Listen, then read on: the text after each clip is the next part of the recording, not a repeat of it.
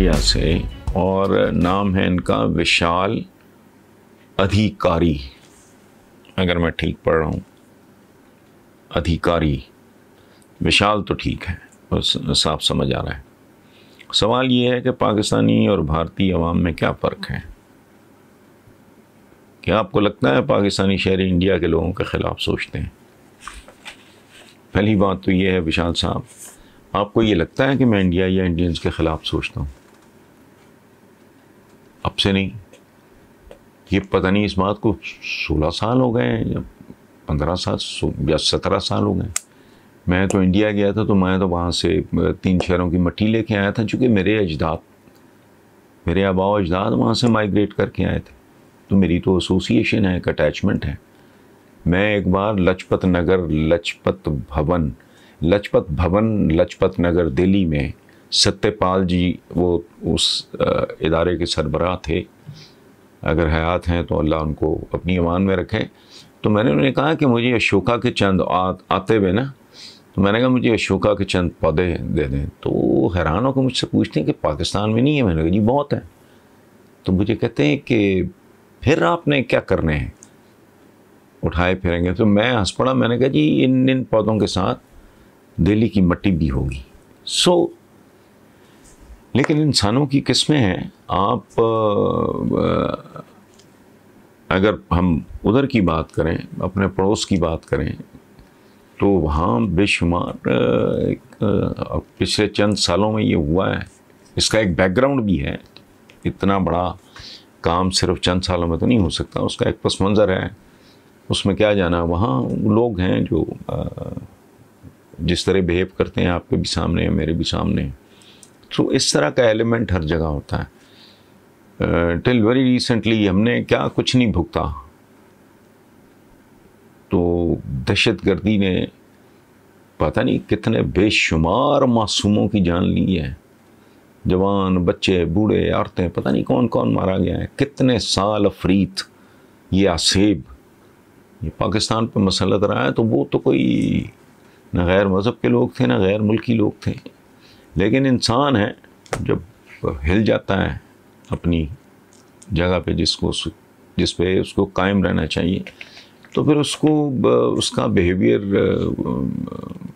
Predictable नहीं रहता, और कुछ ट्रैक से उतर के भी वापस आ जाते हैं। इसलिए ये स्वीपिंग स्टेटमेंट देने की तो मैं पोजीशन में नहीं हूँ, ना अपने बारे में ना आपके बारे में। डिपेंड करता है बंदा कैसा है, उसका इल्मी फ़िक्री बैकग्राउंड कैसा है, उसका बचपन, उसके माँ बाप, माशरा बेसिकली है क्या। हम लोग 3 बेसिकली चीज़ों की तख्लीक होते हैं। एक हमारा घराना, माँ बाप, वालिदैन, एनवायरनमेंट वहाँ का, हमारी तरबियत में इम्प्रेशनेबल एज, स्कूल में जाने से पहले ज़ाहिर है हम माँ बाप के उधर होते हैं ज़ेर असर 100%। तो वो तब आपको क्या सिखाया जाता है, क्या बताया जाता है, क्या इंजेक्ट किया जाता है, किस तरह का एनवायरनमेंट है, उसके बाद आता है स्कूल, उसके बाद आती है सोसाइटी। सो ये तिकोन है जिसके दरमियान हम फंसे हुए होते हैं। तो डिपेंड करता है। मैं अपने बारे में मैं आपको बताता हूँ कि हमारे डिफरेंट मसालक हैं, फ़िरका वारियत, ठीक है, अपने अपने फ़िरके हैं। तो आप यकीन करें कि मुझे तो कॉलेज जाके समझ आई कि भाई हम कौन होते हैं। अदरवाइज़ हमारे घरों में जो रिवाज था, तो हम मुहर्रम में बिल्कुल हम लगता था कि हम अहले तशी हैं।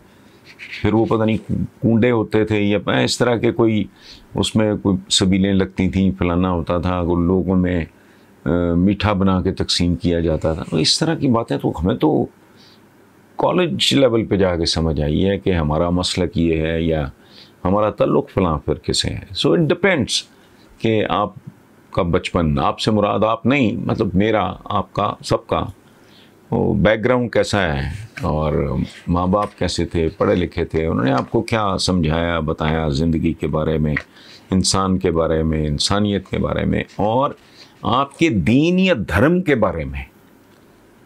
मैं अक्सर एक बात बहुत दुख से सोचता हूँ कि दुनिया का कोई मज़हब ऐसा नहीं है जो in its true sense practice हो रहा हो।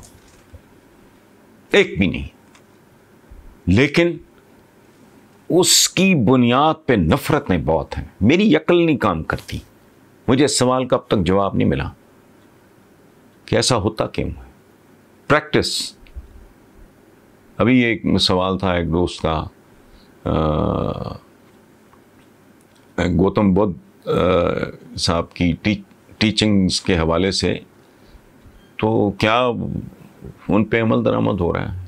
क्या हम जो हमारे यहाँ जो कत्ल वारत आपस में ये वो लगा हुआ है, और दीन में तो हुक्म ये है, आप अंदाज़ा लगाएं क्या लेवल है। वो कहते हैं कि एक इंसान का कत्ल पूरी इंसानियत के कत्ल के मुतरादिफ है।